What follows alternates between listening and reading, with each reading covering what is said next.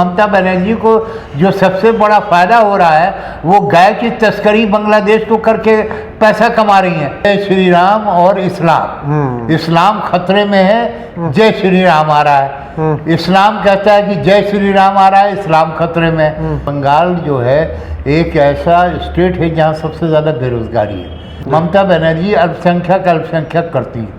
हम ये पूछना चाहते हैं कि ममता बनर्जी ने अल्पसंख्यक के लिए किया क्या। ममता बनर्जी को विधानसभा के अंदर एक प्रस्ताव पास करना चाहिए था कि एनआरसी लागू हम नहीं करेंगे, वो कहाँ किया उन्होंने। हाँ, नमस्कार आदाब दोस्तों, हिंद वॉइस में आपका स्वागत है। मैं हुक्म, हमारे साथ है SM आसिफ साहब, वरिष्ठ पत्रकार हैं। हर हफ्ते आपके सामने कोई ना कोई प्रोग्राम किसी मुद्दे पर लेकर आते हैं और देश के हालात से आपको रूबरू कराने की कोशिश करते हैं। माइनॉरिटी फ्रंट के ये राष्ट्रीय अध्यक्ष भी हैं, तो इनसे बात करते हैं बंगाल चुनाव को लेकर। ममता दीदी, जहां ममता बनर्जी 10 साल से बंगाल में सत्ता चला रही हैं, वो किस तरह से वहां आई थी, उस वक्त के क्या इशू रहे थे, और मौजूदा दौर में जो इस वक्त सबसे बड़ा विपक्ष वहां का उभर के सामने आ रहा है, भाजपा, जिसको मेन स्ट्रीम मीडिया दिखा रहा है कि सिर्फ भाजपा से उसकी टक्कर है।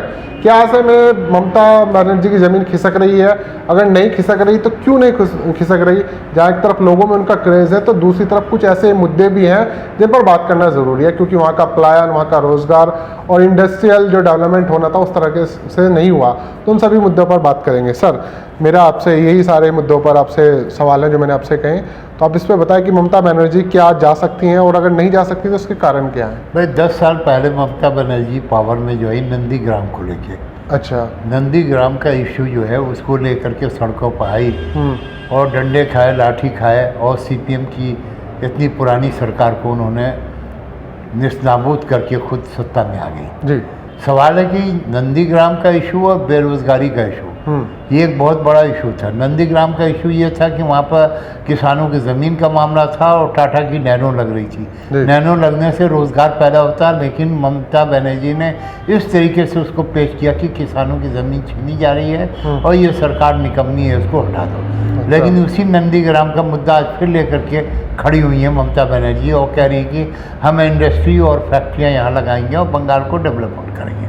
सबसे बड़ी बात है कि बंगाल जो है एक ऐसा स्टेट है जहाँ सबसे ज़्यादा बेरोजगारी है। ये वो जगह है जहाँ पर 2 रुपये में आदमी, दोपहर का आदमी खाना खा सकता है। समझा, पूरे इंडिया में कहीं नहीं खा सकता है, बंगाल के अंदर 2 रुपये में भी खाना खा सकता है, क्योंकि रिक्शा, ठेला मजदूर और गरीब किसान और गरीब मजदूर रहते हैं जो रोज़ का रोज़गार करके अपनी किसी तरह से जीविका चलाते हैं और उसी जीविका चलाने को रोज़ है। लेकिन आज से 10 साल के अंदर उनके इकोनॉमिकल एजुकेशनल डेवलपमेंट के लिए ममता सरकार ने कोई भी काम नहीं किया। ये एक बहुत बड़ा इशू है, क्योंकि 10 साल के अंदर सिर्फ नंदीग्राम का इशू रहा, ऐसा नहीं हुआ कि जिससे जो है बात करें। ममता बनर्जी अल्पसंख्यक करती है। हम ये पूछना चाहते हैं कि ममता बनर्जी ने अल्पसंख्यक के लिए किया क्या, कौन सा काम किया? कौन सा मुसलमान जो है वो IAS अफसर बन गया, कौन सा मुसलमान वहाँ पर बहुत बड़ा इंडस्ट्रीज बन गया, और कौन सा मुसलमान को एक रोज़गार मिल गया? सवाल है कि फुरफुरे शरीफ या दरगाहों पर चादरें चढ़ा देने से मुसलमान डेवलप थोड़ी कर जाता है।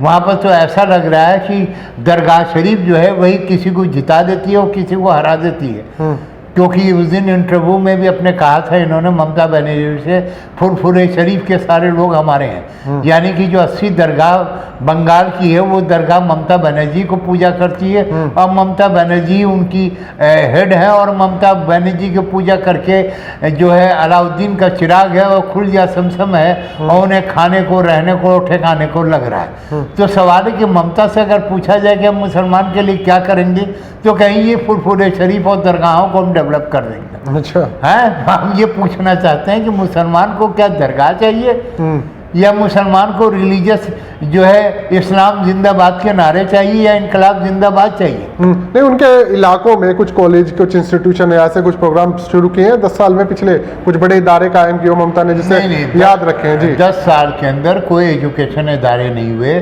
जो एजुकेशन इदारे माइनॉरिटी के चल रहे थे उनके भी बुरी हालत और बदतर हालात करके रखिए। कलकत्ता के 9 और जगह पे जो इंस्टीट्यूट है वो काम नहीं कर रहे हैं। यहाँ तक कि जो NGOs के थ्रू पैसा मिलना चाहिए, जिसमें स्टेट गवर्नमेंट मुसलमान एनजीओ को रेकमेंड करती है, वो एनजीओ का भी वहाँ पर काम नहीं हुआ है और उनको भी कुछ नहीं हुआ। सवाल है कि वहाँ पर सिर्फ इशू इस वक्त जो है धर्म का है। अच्छा। जय श्री राम और इस्लाम, इस्लाम खतरे में है, जय श्री राम आ रहा है। इस्लाम कहता है कि जय श्री राम आ रहा है, इस्लाम खतरे में है। जय श्री राम वाले कहते हैं कि जी जय श्री राम खतरे में है, जब तक इस्लाम खत्म नहीं होगा जय श्री राम नहीं आएगा। तो आज इशू जो है वहाँ पर कम्युनलिज्म है। आज हम कहते हैं कि भारत सरकार आज चिल्ला रही है, सुभाष चंद्र बोस की बात कर रही है। जब इलेक्शन आता है सुभाष चंद्र बोस की याद वहाँ पर आना शुरू हो जाती है। मैं कहता हूँ कि सुभाष चंद्र बोस इतने बड़े हिंदुस्तान के लीडर थे और आप भारत की आज़ादी बनाई, तो मोदी सरकार नोट पर जो है गांधी के साथ साथ सुभाष चंद्र बोस का क्यों नहीं उनका स्टैचू बना देगा? नहीं, तस्वीर छापे। जैसे गांधी की तस्वीर नोट में है तो सुभाष चंद्र बोस की क्यों नहीं नोट के अंदर उनकी तस्वीर छपती है? सिर्फ जबानी सुभाष चंद्र बोस से सुभाष चंद्र बोस करने से नहीं होगा। सवाल है बंगाल में बीड़ी मजदूर है, बंगाल में जो है गोदी मजदूर है, बंगाल में किसान है, बंगाल में एक भी फैक्ट्री अभी तक नहीं लगी। एक जमाना था कि ये ईस्ट इंडिया कंपनी ने लाके यहाँ पर फैक्ट्रियां लगाई थी। आज बंगाल में जो केमिकल्स की फैक्ट्रियां वो भी बैठ गई। तो जब बंगाल के ना फैक्ट्री नहीं तो रोजगार आएगा कहाँ से?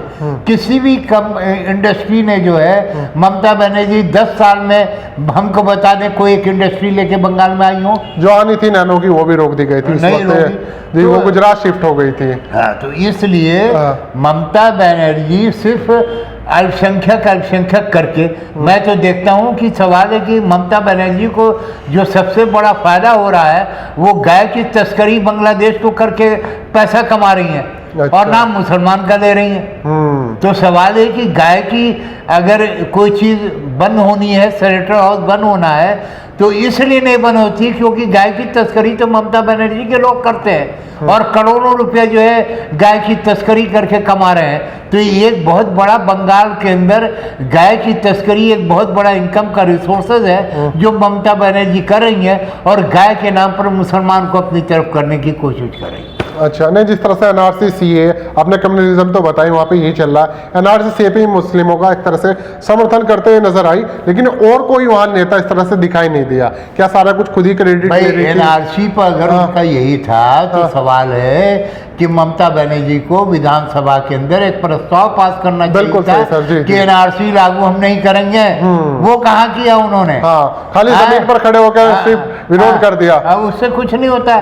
लेकिन सवाल है कि जो एनआरसी के खिलाफ जो मूवमेंट चली उसमें जो मुकदमे हुए वो सरकार क्यों नहीं वापस ले रही है?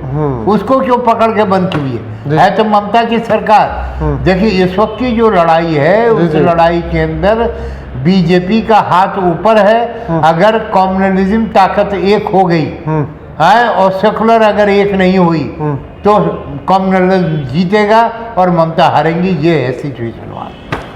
बहुत बहुत शुक्रिया, आपने एक अलग पहलू बताया। हम लोग कोई खिलाफ नहीं है किसी के, लेकिन हर पहलू पर बात करना चाहते हैं। बहुत सारे लोग हमारी बात से इत्तेफाक नहीं रखेंगे, कोई बात नहीं, आप लोग कमेंट कर सकते हैं। देखिए बात करना ज़रूरी है क्योंकि जैसे ममता बनर्जी खाली मज़ारों पर चादर चढ़ा रही हैं, वैसे ही ओवैसी साहब भी गए थे, वो भी चादर चढ़ा गए थे। तो क्या सिर्फ दरगाहों के ऊपर वोट मांगे जाएंगे या उनसे जुड़े हुए लोगों को वोट मांगे जाएंगे? ये तो कोई बात नहीं, डेवलपमेंट की कोई बात नहीं करेगा, एजुकेशन की कोई बात नहीं करेगा, तो कैसे होगा? खाली जय श्री राम और वर्सेस इस्लामी अगर होना है तो फिर विकास की हम बात ही क्यों करें? आप लोग नीचे कमेंट कर सकते हैं। इसके अलावा किसी और एपिसोड में आपसे मुलाकात होगी, तब तक के लिए दीजिए इजाज़त।